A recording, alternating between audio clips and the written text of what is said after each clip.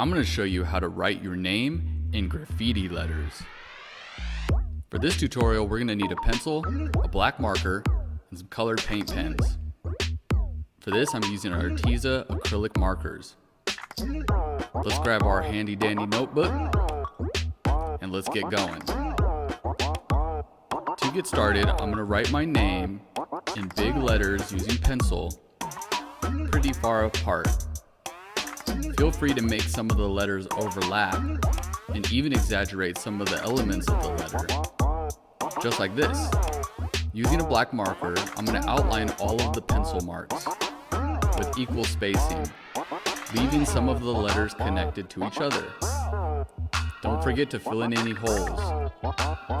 If you want, you can even touch up some of the letters and make some pieces overlap the others.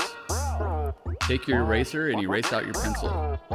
You have the foundations of some block letters. Now let's make it 3D by adding lines going from every point down into one direction.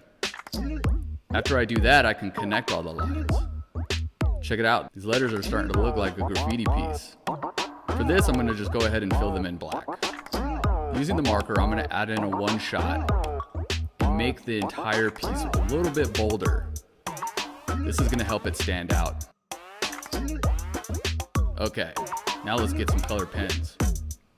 I'm going to add a highlight outline in orange. I'm going to outline the entire piece. Next, I'm going to add in some special effects. Let's make some bubbles. This is really easy. Just add them in the corners and then add little circles that pop out. For extra credit, you can take another color and add highlights at the top of each letter. Don't forget to sign your name.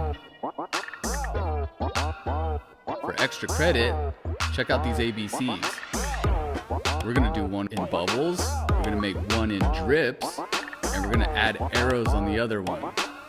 Try to combine these and make your own wild style piece. That's it.